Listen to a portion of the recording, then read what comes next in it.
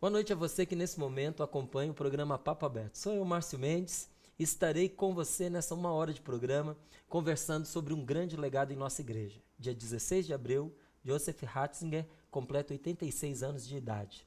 O conhecemos durante 8 anos como Bento XVI, mas toda a sua grandiosidade não estava somente na nobreza de seu título, mas também naquilo que ele sempre foi e continuará sendo no seio da igreja.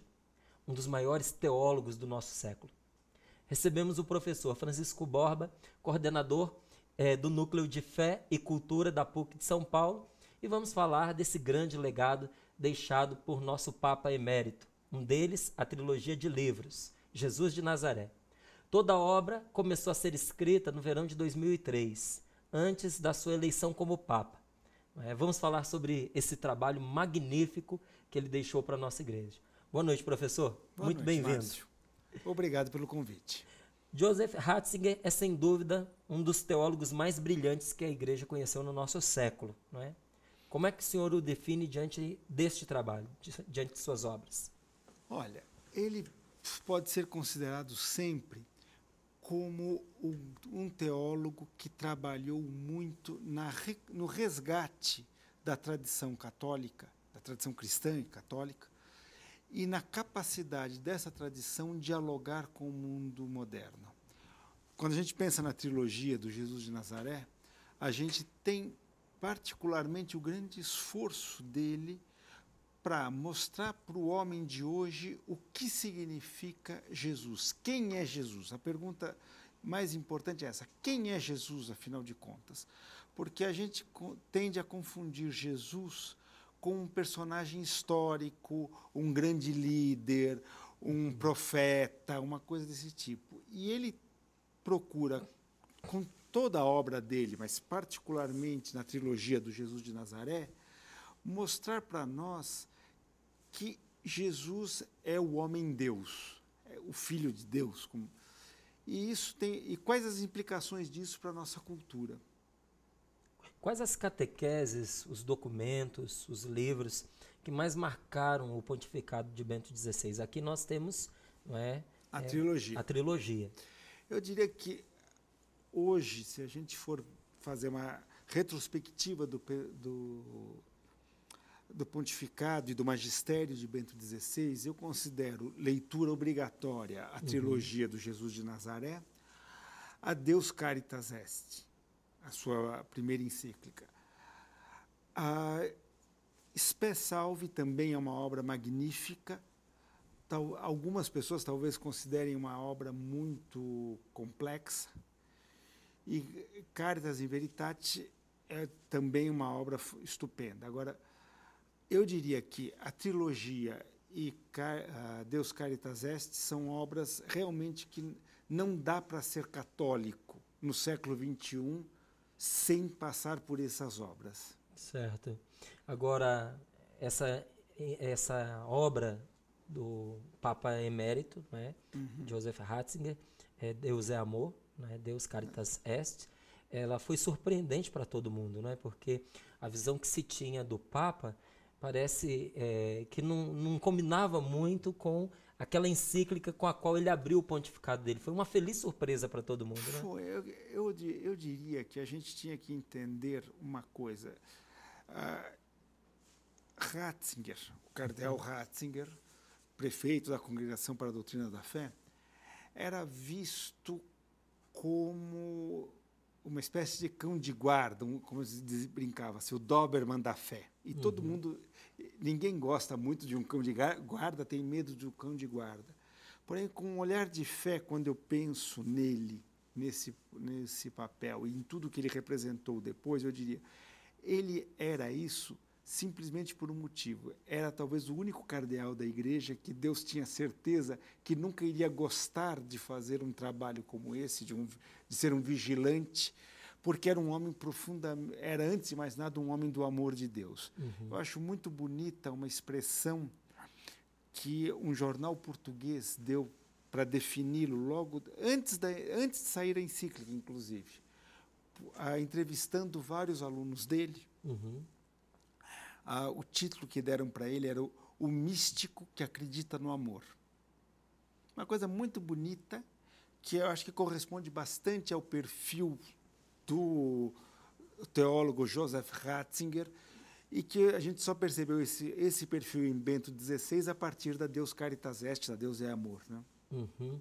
O que há de específico nessa encíclica do Papa que a torna tão especial?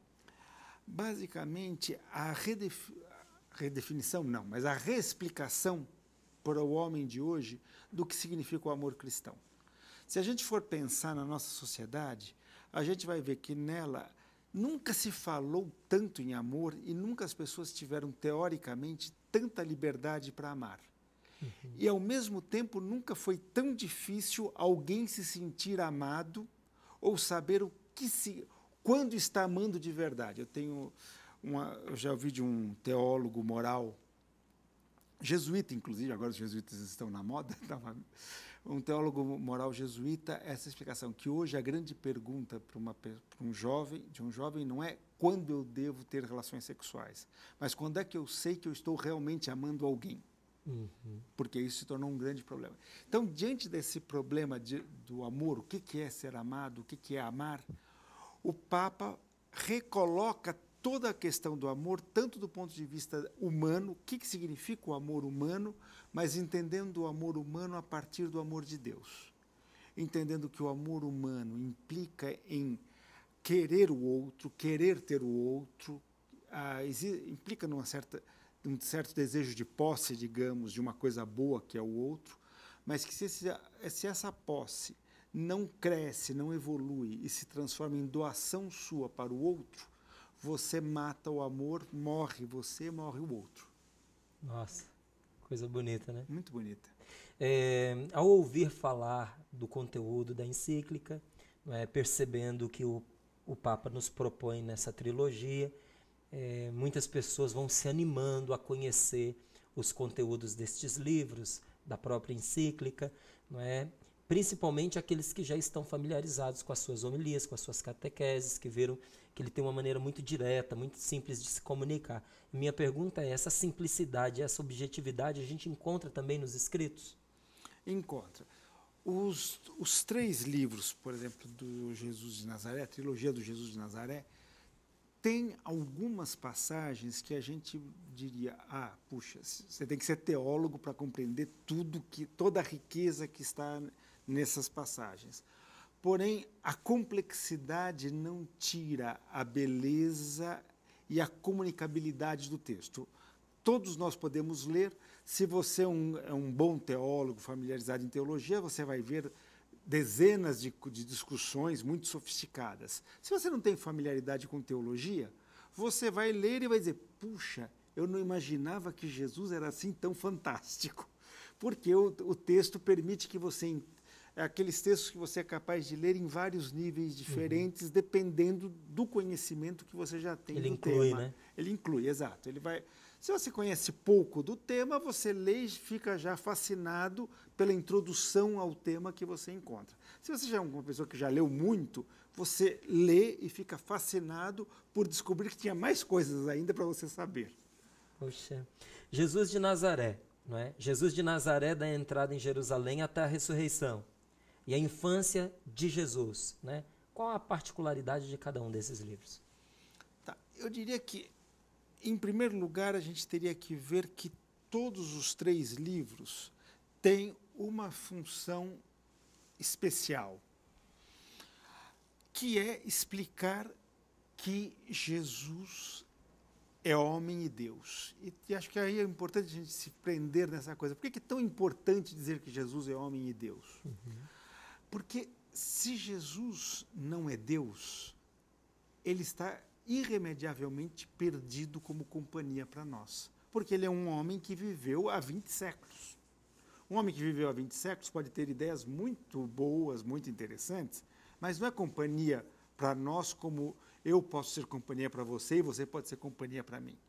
Agora, se Jesus é Deus, ele é companhia para todos os homens em todos os tempos. É atemporal. É atemporal. E isso é fundamental para a nossa fé. Porque o que o Papa Bento XVI sempre mostrou é que o cristianismo não é um conjunto de doutrinas, de ideias ou um comportamento moral. O cristianismo é, antes de mais nada, a companhia da pessoal nossa com Jesus, ou de Jesus conosco. Então, se Deus não fosse, se Jesus não fosse Deus, essa amizade seria impossível, seria teórica. Eu poderia ter amizade com os cristãos, mas não com o próprio Cristo. É a divindade que permite essa amizade. Então, esse é o fio condutor dos 3 livros. Agora, aí indo um por um, começando aqui nós estamos na sequência na qual os livros foram escritos, começando pelo Jesus de Nazaré, que é o primeiro. Esse foi o primeiro. Esse foi o primeiro. Pegando por esse daí, esse livro ele procura apresentar toda a questão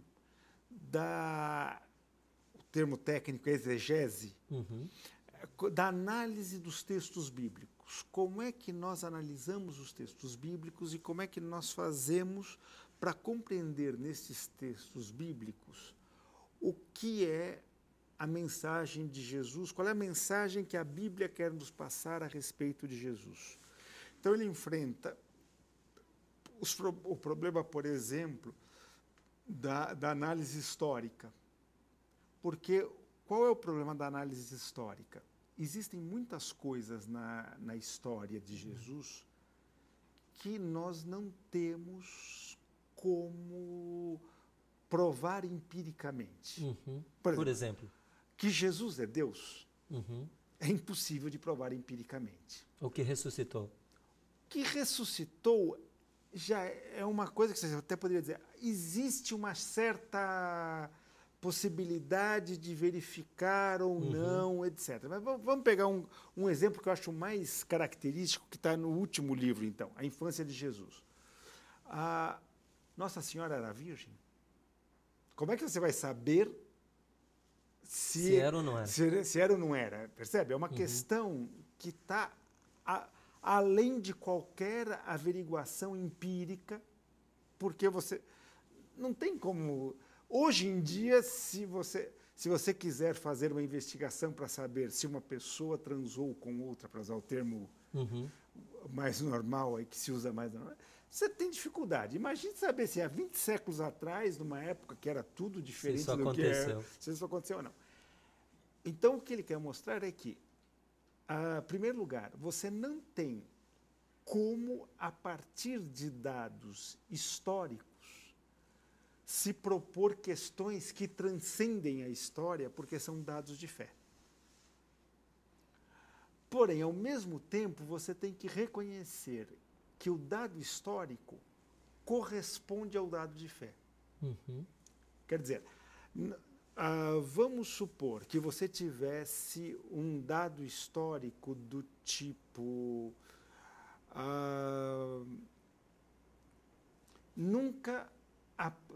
não existe nenhuma testemunha de que Jesus ressuscitou. Ninguém nunca ouviu falar de que ele ressuscitou. Há um século depois aparece a história de que ele não tinha morrido, mas tinha ressuscitado. Seria muito pouco provável que isso tivesse acontecido. Mas você tem o relato histórico de pessoas que o veem depois da morte. Então você tem uma boa indicação histórica, ainda que você precise da fé para entender isso. Para validar esse testemunho. Esse testemunho.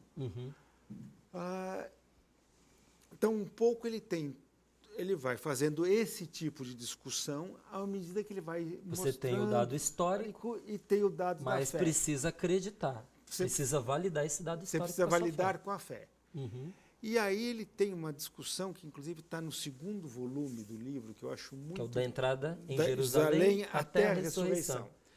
Que ele faz... Essa eu acho uma das discussões mais bonitas do livro, quando ele discute que a ideia de que o Salvador não seria um grande líder, não seria um rei triunfal, mas seria alguém que se sacrifica, que se humilha, se sacrifica pelo povo, está presente em toda a história do povo hebreu.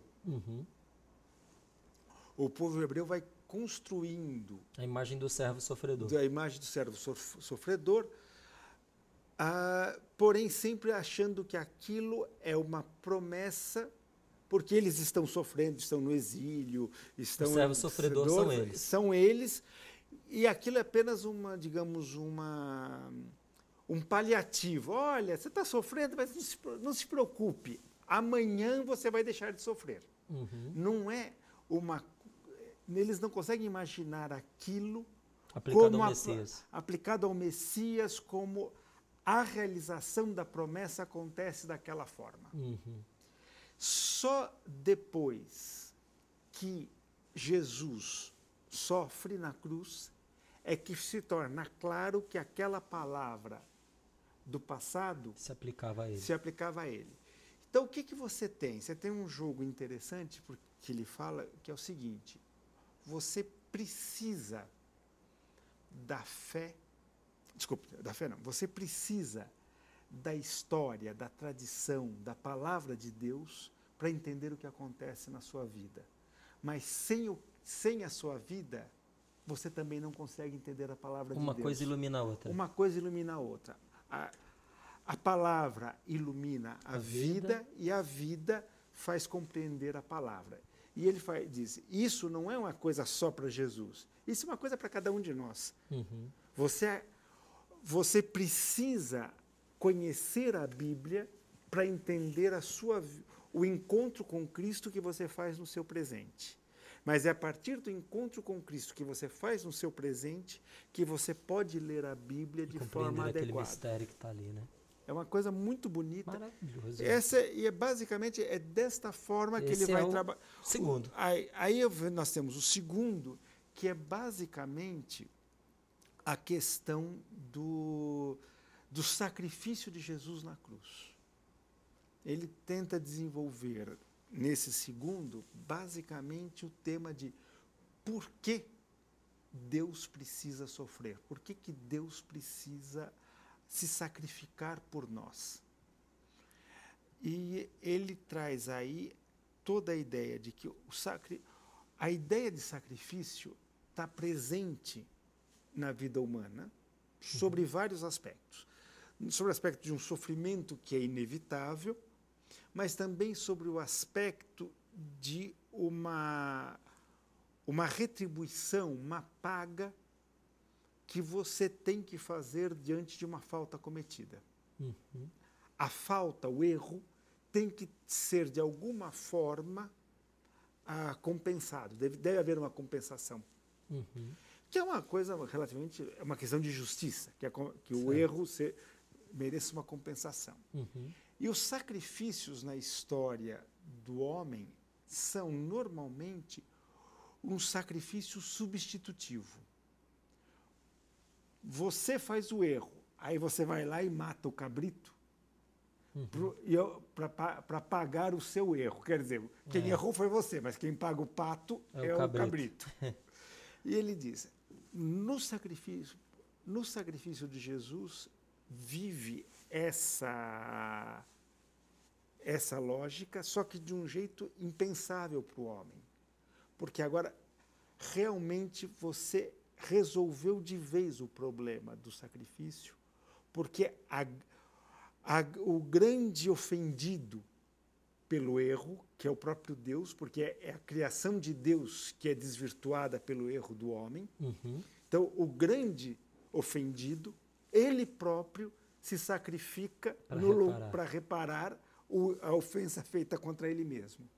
Então, com isso, está definitivamente garantido o perdão, a justificação de todos os homens. E, finalmente, no terceiro, que é a infância de Jesus, ele vai tentar responder a pergunta de onde vem Jesus. Porque ele diz, é um mistério que permanece para todos. O Evangelho já diz que os contemporâneos de Jesus perguntam, de onde vem esse homem? Porque naquela época a pergunta já ecoava. Já ecoava, porque ao mesmo tempo que a gente sabe que esse homem está aqui entre nós, a gente sabe, conhece o pai, a mãe, mas não dá para entender que uma pessoa que a gente conhece, o pai, a mãe, que quando era criança brincava na rua com os nossos filhos, etc., faça as coisas que ele faz. Então, na origem de Jesus aparece esse paradoxo do homem que é Deus ao mesmo tempo. De onde tiraram esse homem, né? De onde tiraram esse homem? Tá certo. Olha, se você está gostando do nosso bate-papo, você continua, porque hoje no nosso programa, não é, todo esse tempo que nós usamos do Papo Aberto nessa segunda-feira será em torno da vida e das obras do nosso querido Joseph Ratzinger, nosso Papa Emérito, não é? Não dá para deixar essa conversa pela metade. Você que acompanhou até agora, tenho certeza que quer continuar com ela, né? Então fica conosco, é um pequeno intervalo e já já a gente volta aqui para conversar um pouquinho mais.